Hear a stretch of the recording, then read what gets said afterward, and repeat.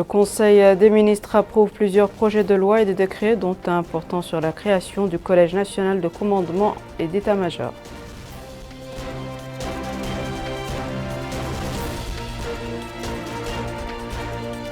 La conférence des présidents de l'Assemblée nationale programme 2 séances publiques consacrées à la présentation du programme du Premier ministre.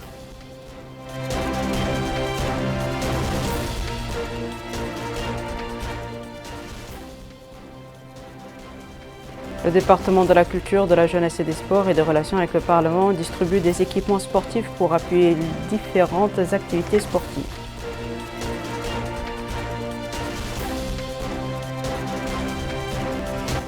Bonsoir mesdames, mesdemoiselles et messieurs, merci de vous joindre à nous. Le Conseil des ministres s'est réuni aujourd'hui sous la présidence de M. Mohamed El-Cheikh El-Ghazouani, président de la République. Le communiqué final sanctionnant les travaux de ce conseil avec Bokar Bailaba. Le Conseil des ministres s'est réuni le mercredi 20 avril 2022 sous la présidence de son Excellence M. Mohamed El-Cheikh El-Ghazouani, président de la République. Le Conseil a examiné et approuvé un projet de loi modifiant et complétant certaines dispositions de la loi numéro 2013-025 du 15 juillet 2013 portant sur les communications électroniques. Le présent projet de loi vise à favoriser une utilisation plus efficace des infrastructures existantes ou à construire afin de réduire les coûts et les obstacles liés à l'exécution de nouveaux travaux et d'accélérer ainsi le développement des réseaux de communication électronique à haut et très haut débit en Mauritanie. Le Conseil a également examiné et adopté les projets de décret suivants. Projet de décret portant nomination du président du conseil d'administration du Centre d'accueil et de réinsertion sociale des enfants en conflit avec la loi. Projet de décret portant création du Collège national de commandement et d'état-major. Dans le cadre des efforts visant à restructurer l'armée et à rendre son système de formation capable de répondre aux exigences de l'enseignement moderne, il a été décidé d'ériger l'École nationale d'état-major en un collège national de commandement et d'état-major avec la tâche de dispenser un enseignement universitaire certifié.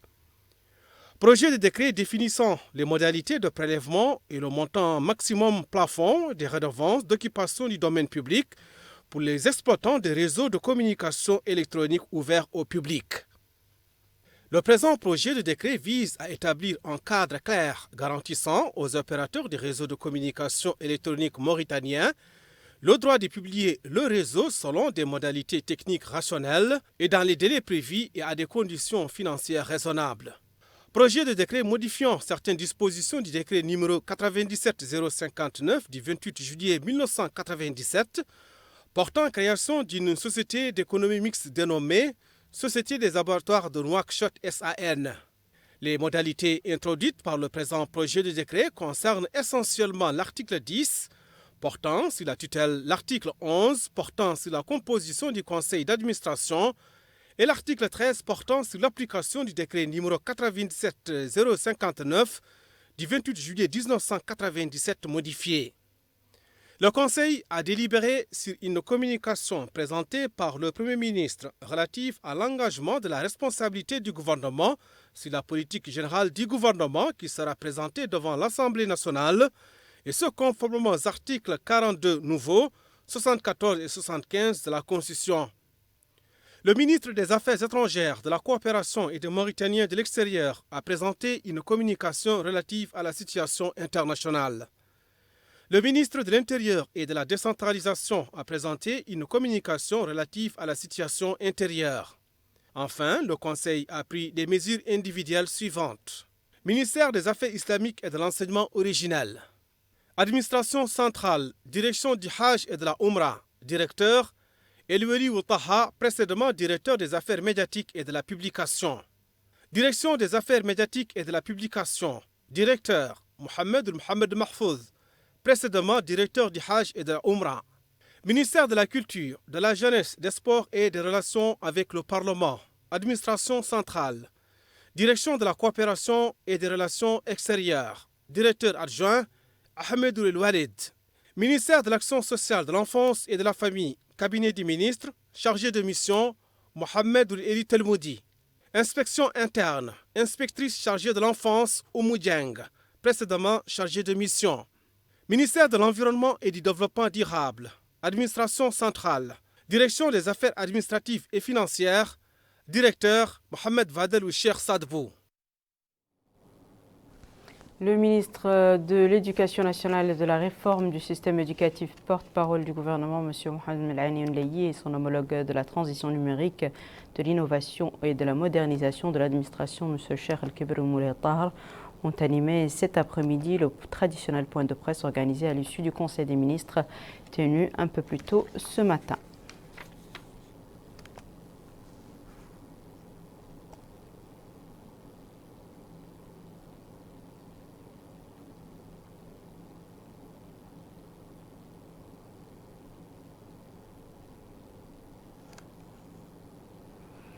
La conférence des présidents s'est réunie aujourd'hui sous la présidence de M. Ahmadi Hamadi, premier vice-président de l'Assemblée nationale. Le gouvernement a été représenté à cette réunion par M. Khattar El-Sheibani, ministre de la Culture, de la Jeunesse et des Relations avec le Parlement. L'ordre du jour de la réunion comportait la programmation des 2 séances publiques consacrées à la présentation par le Premier ministre de son programme devant l'Assemblée nationale et son engagement de la responsabilité du gouvernement sur ce programme et la discussion au vote du programme du gouvernement. C'est ainsi que la conférence des présidents a décidé de programmer les 2 séances en question, respectivement le jeudi 21 avril 2022 à 10 h et le samedi 23 avril 2022 à 10 h également.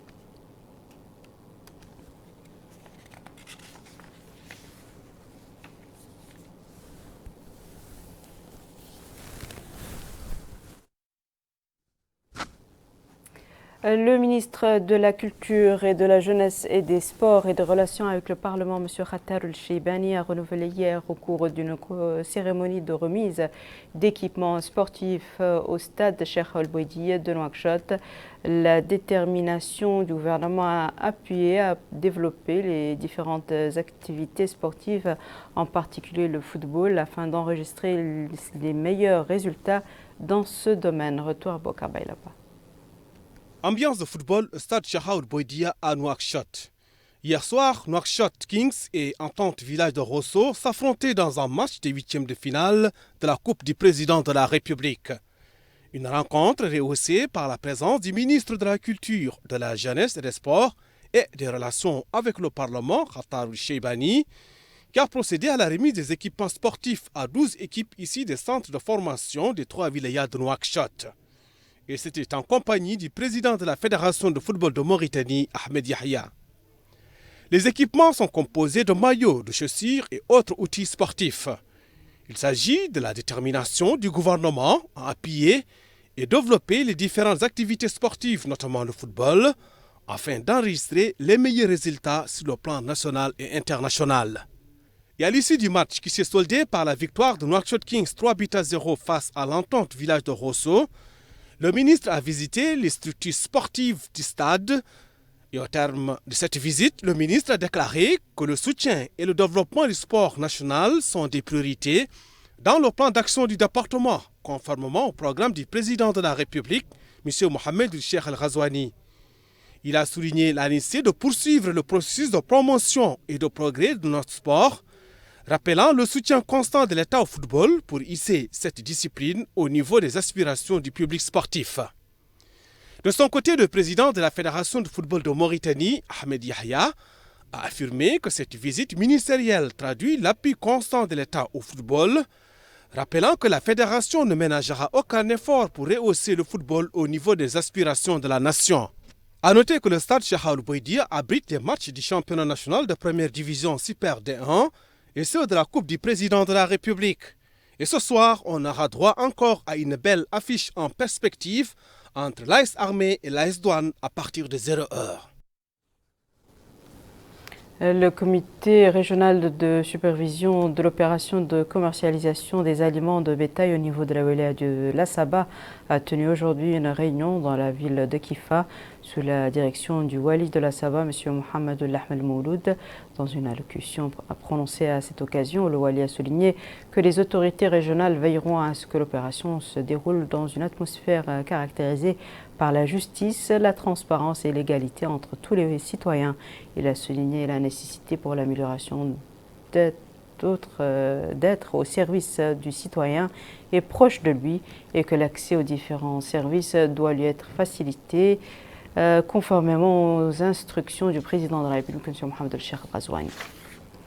Poursuivant ses contacts auprès des services régionaux, le Wali du Trarza, M. Mrabbi Rabou Loubounen Oul Abidine s'est rendu successivement dans les délégations régionales de l'agriculture et de l'éducation nationale, où il a pu suivre des explications sur le fonctionnement des deux structures fournies par leurs responsables, respectivement M. Cheikh Ahmed Tlamid et M. Mohamed Lutfail. Sur place, le Wali a donné les instructions pour rapprocher l'administration du citoyen, accélérer le rythme de règlement des dossiers et satisfaire les attentes et doléances des usagers et rappeler que les services régionaux sont là pour servir le citoyen. Le Wali avait auparavant tenu des réunions avec les différents services régionaux au cours de laquelle il a insisté sur la transparence dans le traitement des problèmes des citoyens, la ponctualité dans le travail, la qualité et la célérité des services offerts aux populations.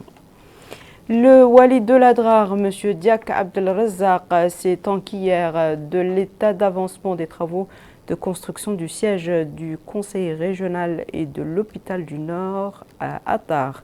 La visite a permis au Wali de suivre des explications détaillées fournies par les entrepreneurs sur l'avancement des travaux, affirmant que 95% du travail est déjà achevé.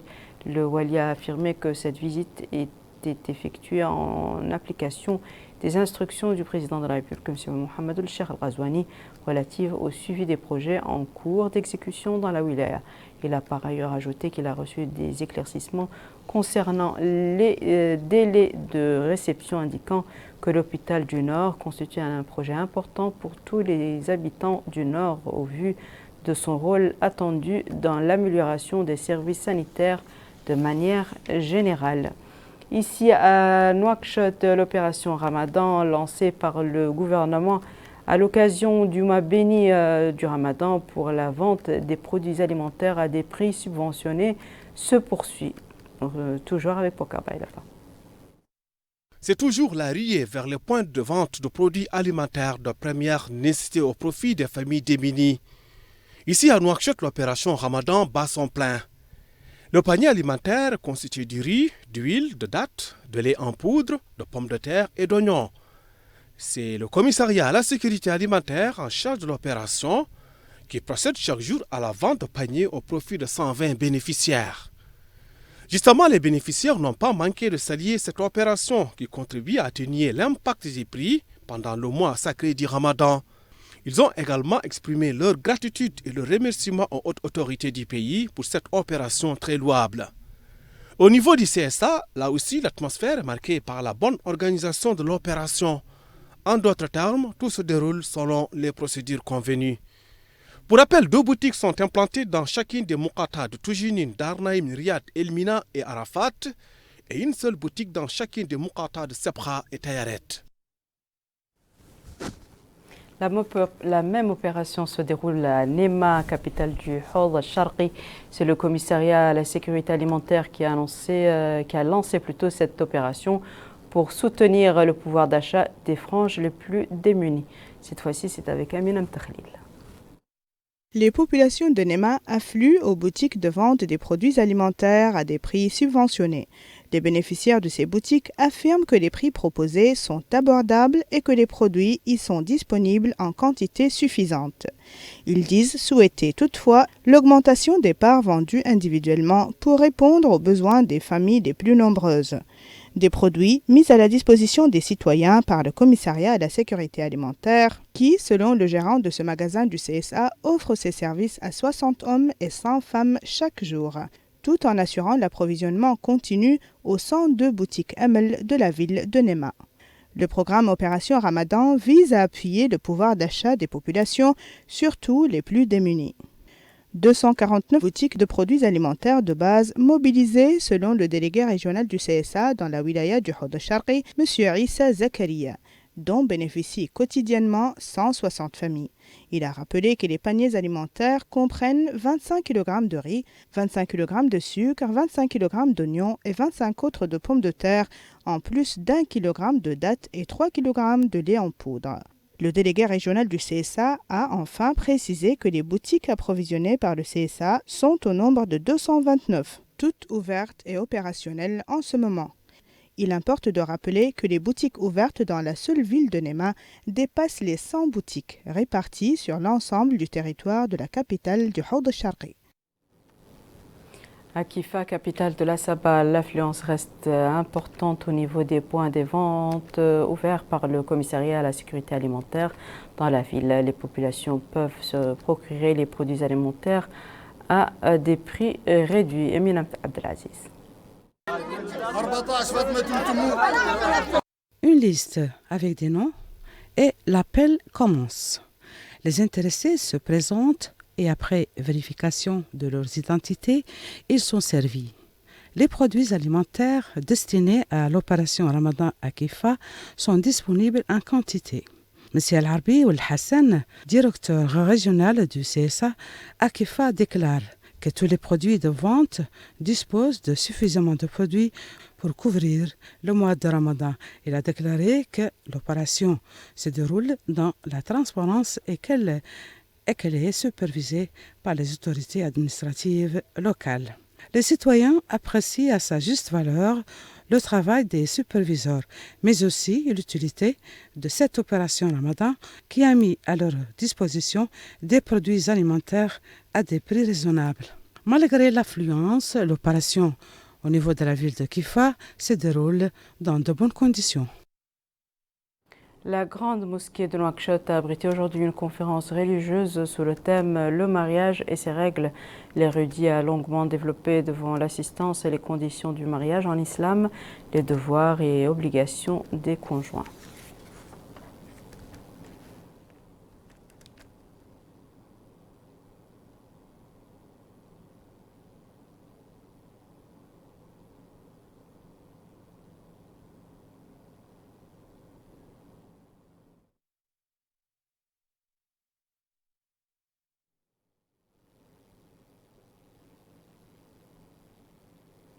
Malgré la hausse de température dans la ville de Kaïdi, les élèves qui, pour la plupart jeunes, poursuivent les cours dans des conditions parfois difficiles.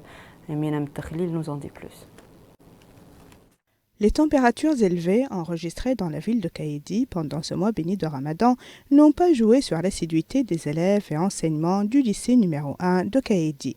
Le directeur du lycée, M. Ba Amadou Mamadou, a expliqué la résilience des élèves et équipes pédagogiques pendant ce mois béni de Ramadan par l'appartenance à cette zone où les températures avoisinent les 44 degrés Celsius en cette période de l'année. Un climat assez difficile pour les jeûneurs, mais qui n'impacte pas négativement leur productivité ni le déroulement habituel de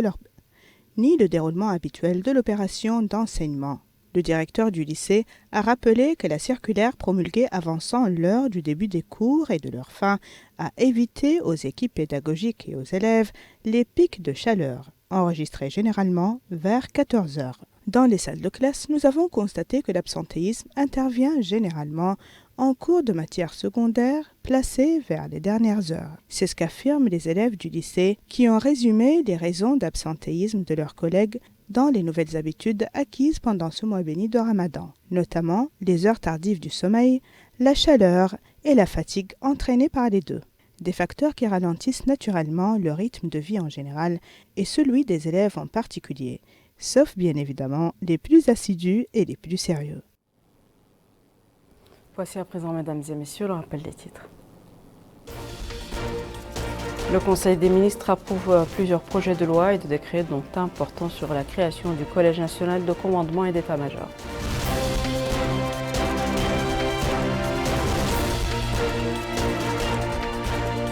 La conférence des présidents de l'Assemblée nationale programme 2 séances publiques consacrées à la présentation du programme du Premier ministre.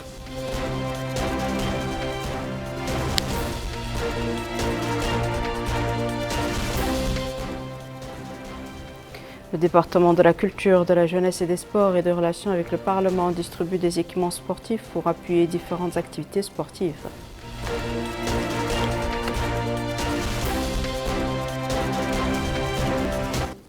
C'est la fin de ce journal, mesdames et messieurs. Merci à vous de nous avoir suivis. Merci de votre fidélité et je vous souhaite une excellente suite au programme sur le Mauritanie.